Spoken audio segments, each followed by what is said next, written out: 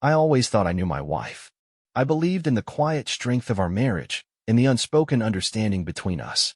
10 years together had built a routine, comfortable, predictable. I never questioned it. Until tonight.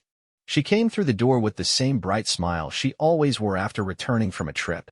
Her suitcase rolled across the hardwood floor, the familiar clatter echoing through the house.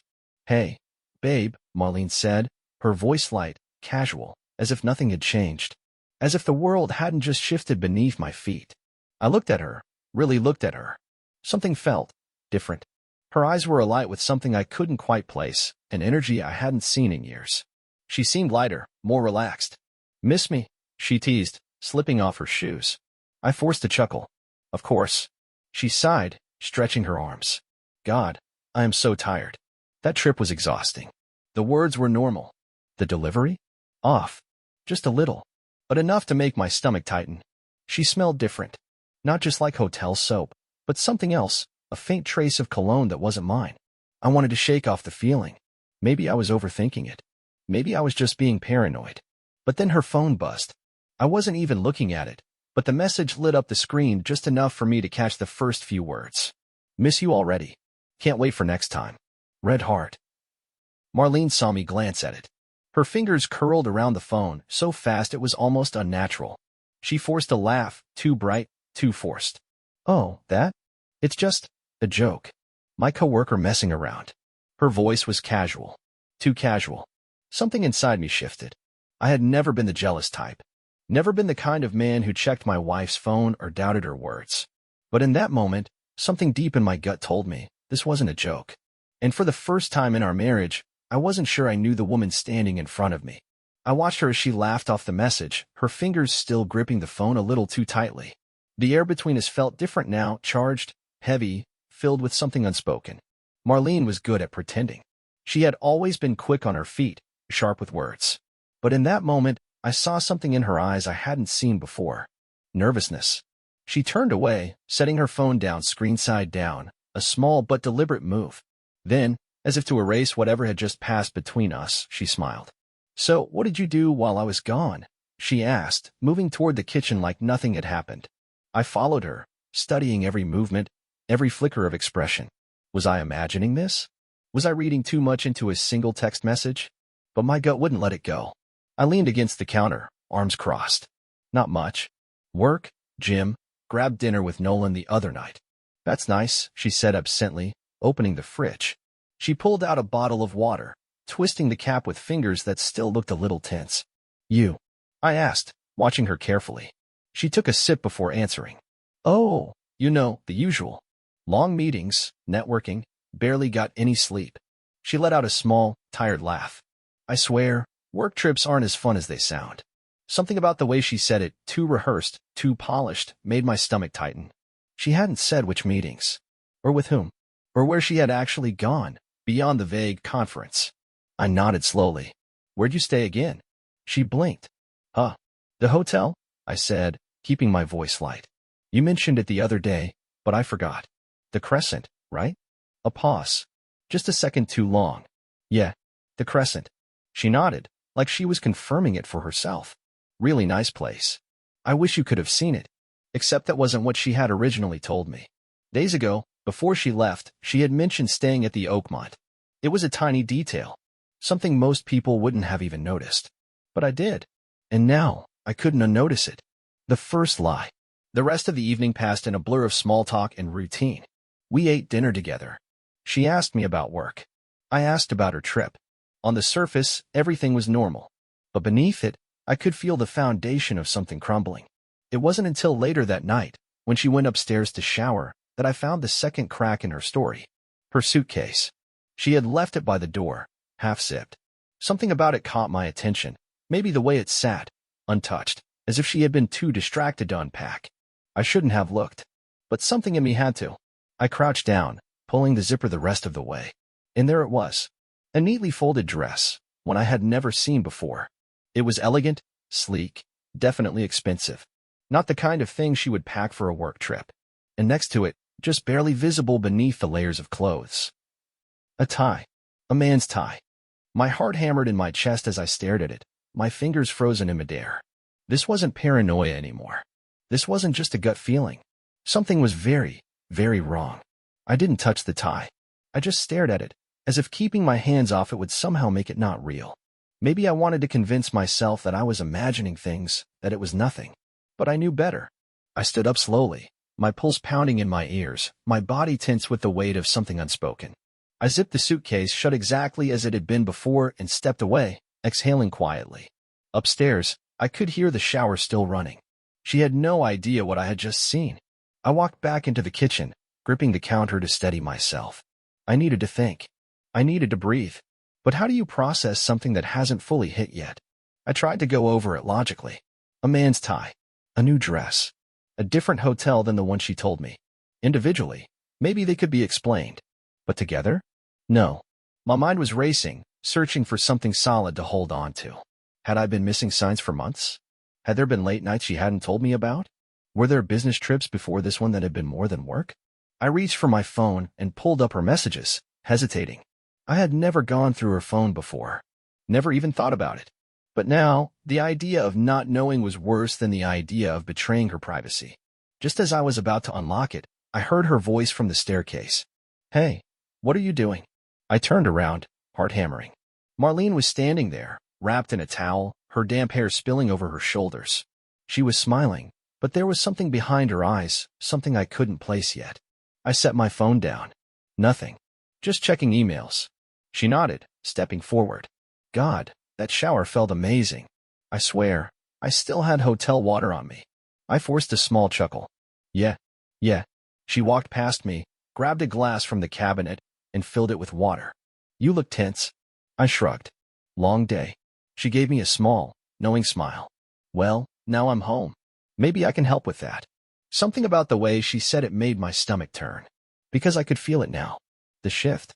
The small, invisible wall that had formed between us. She was watching me. Waiting. And I realized I wasn't the only one playing this game. The first test. I let her move around the kitchen, watching her carefully. She acted normal, too normal. Laughing at small things, running her fingers along the rim of her glass absent-mindedly. I decided to test her. You never told me, I said casually, leaning back. What did you do for fun while you were there? She blinked. You know, at night. After the conference. Did you guys go out? There it was. The hesitation. Oh, she said, brushing her hair over her shoulder. Yeah, we had a few team dinners. Just boring work stuff. I nodded. Where? Another pause. She took a sip of water before answering. Mostly the hotel bar. A couple of local restaurants. I kept my expression neutral. Sounds nice. She relaxed, smiling. It was. You would have liked the food there. She had no idea I knew she hadn't been at the Oakmont like she originally told me.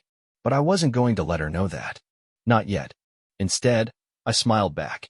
I bet. What I didn't expect. That night, after she fell asleep, I lay awake, staring at the ceiling. I had the tie. I had the hotel lie. I had the strange text message. But what I didn't have was the full picture. I needed to be patient. I needed to be careful. Because something told me that if I pushed too soon, I'd never get the truth. So I did something I never thought I would do. I waited. And in the morning, while she was in the shower, I checked her suitcase again. This time, I found something else. A second phone. Face down. Tucked between her folded clothes. And suddenly, I knew it. I wasn't paranoid. I was right. I stared at the second phone like it was some kind of foreign object. It didn't belong here. It didn't belong to her. I hadn't even picked it up yet, and still, my heart was hammering against my ribs, my breath coming in slow, controlled exhales. I wasn't an idiot. People don't just have secret phones for no reason. But I wasn't going to jump to conclusions, not yet. I reached for it, my fingers grazing the smooth, unfamiliar surface. No case, no scratches. Almost like it was brand new. I turned it over and pressed the power button. Enter passcode. I clenched my jaw. Of course it was locked. Marlene was careless, but not that careless. I exhaled slowly, slipping the phone back into its original spot, tucking it between her clothes exactly as I had found it. I wasn't going to make any sudden moves. Because now, I had confirmation. My wife had a second life. And I was going to find out exactly what it was. The act. When Marlene walked into the kitchen, freshly showered and looking more radiant than ever, I played my role perfectly. Morning, she said, yawning as she stretched. I smiled at her, kissed her cheek like nothing was wrong. Morning. Coffee's ready. She grinned, grabbing a mug. You're the best. She had no idea I had just been 2 feet away from her secret. I sat across from her at the table, watching the way she moved, the way she avoided eye contact just slightly when she talked about her trip. Sleep okay? I asked. She nodded. Yeah. I always sleep better at home. A lie. Because I had checked. She had barely moved in her sleep. Tossing. Turning. I had woken up 3 times to see her staring at the ceiling, lost in thought. What was she thinking about? Or rather, who? I leaned back in my chair, sipping my coffee. Any plans today? She shrugged. Just work. Meetings, and more meetings. Another carefully crafted answer. Non-specific. Safe. She was hiding something. And now, I had proof. Following the clues.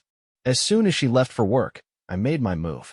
I wasn't going to break into her phone, not yet. That would alert her too soon.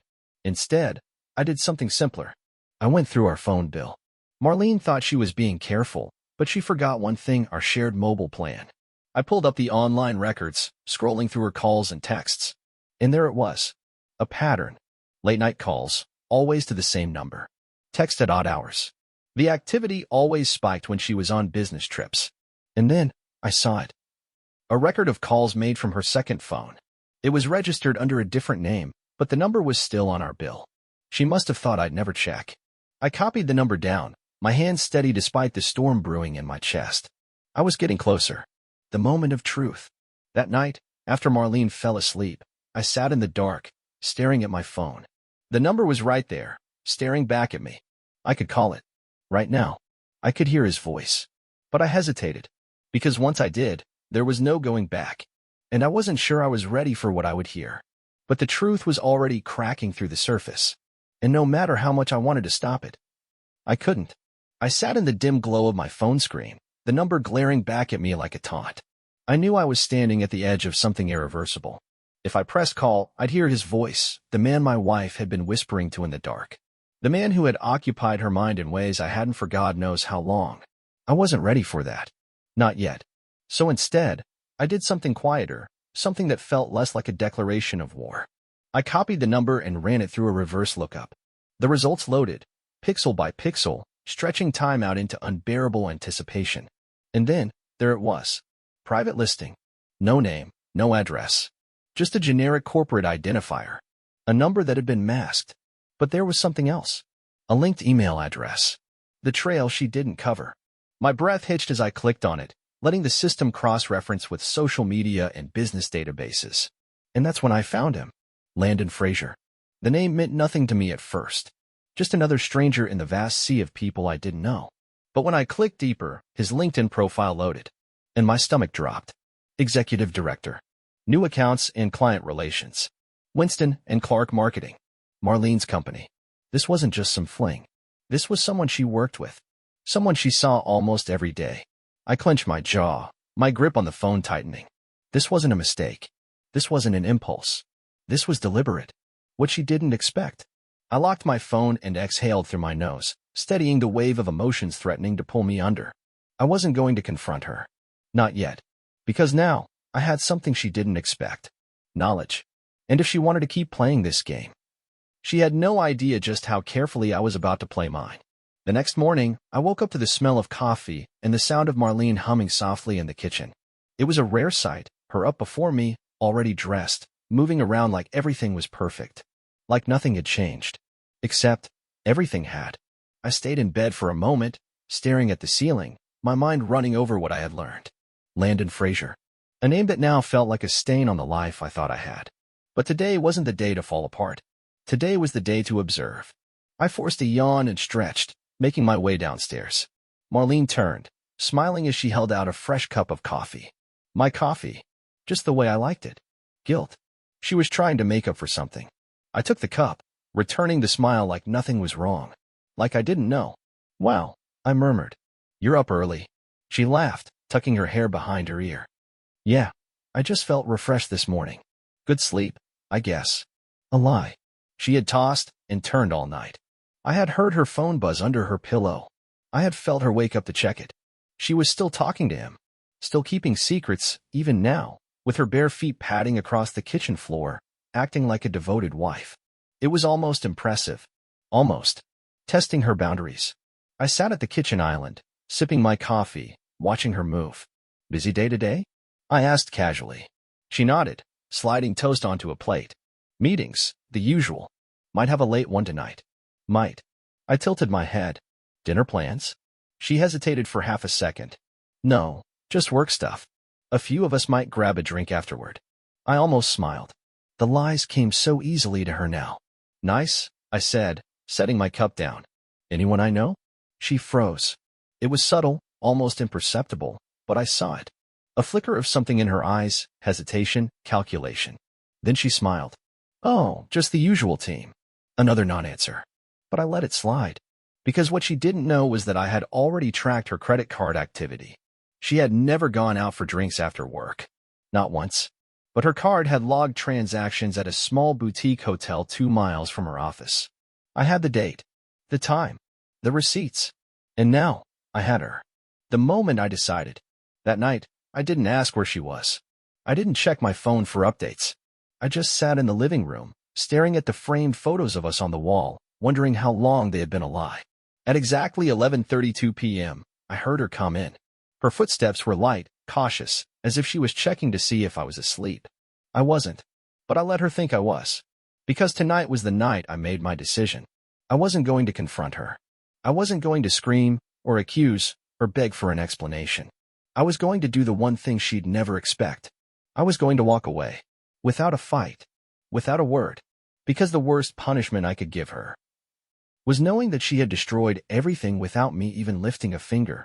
I had always imagined that if something like this happened, if I ever discovered a betrayal of this magnitude, I would explode. I would demand answers, scream, demand to know why. But now that I knew the truth, the reality was different. I felt nothing. No rage. No grief. Just emptiness. As Marlene slipped into bed beside me that night, she smelled different. Not like home. The faint scent of a different soap, a different air. And beneath it all, something else. Something I didn't recognize. A life I hadn't been a part of.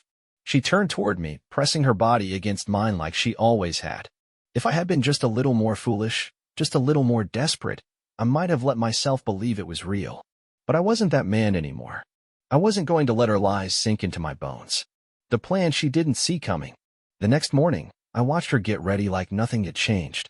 She kissed me before heading out the door, her routine so perfect that I almost wondered if she believed it herself. She thought she had me fooled. She thought she had control. But what she didn't know was that today was my last day in this house. I had spent the night making arrangements. Quietly. Precisely. By noon, my bags were packed. The bank accounts were secured. The lease on a short-term rental was signed. I wasn't going to fight for this marriage. I was going to walk away from it. And that was something Marlene would never be able to understand. She thrived on control. On balancing lies and truths like an artist. She needed the thrill of it. But I wasn't giving her the satisfaction of a confrontation. She would come home expecting the same dynamic. The same trust. Instead, she would find absence. No notes. No dramatic speeches. Just silence. Because what was left to say? I had seen the truth. And the truth was enough. The aftermath. I was gone before she even had a chance to realize it. That evening, I left my key on the counter, walked out the door, and never looked back. No calls. No messages. Nothing. For the first time in years, I felt free. And whatever happened next, that was her burden to carry now. I stepped out into the crisp evening air, feeling something I hadn't felt in a long time, light. No weight pressing down on my chest. No unspoken doubts gnawing at the back of my mind. Just freedom. As I drove away from the house that had once been my home, I didn't feel regret. I didn't feel sadness. I felt relief. I had spent years believing in something that had already been broken. I had given my love to someone who had taken it for granted. But I wasn't bitter. Because this wasn't an ending. It was a beginning. Rebuilding myself. The first night in my new place, I sat on the small balcony, watching the city lights flicker. For the first time in years, I had no one to answer to. No one to wonder about. No lies to untangle. Just me. And it felt good. I reconnected with old friends. I picked up hobbies I had abandoned. I started focusing on myself, not as a husband, not as someone's second choice, but as me. And as the days passed, I realized something. I hadn't lost anything. If anything, I had gained something far more valuable. Clarity. Strength. The ability to start over. The best revenge. I never reached out to Marlene again. I never checked up on her, never looked for closure. Because I didn't need it. I had already won. Not by hurting her. Not by exposing her. But by choosing myself. And that was the best decision I had ever made.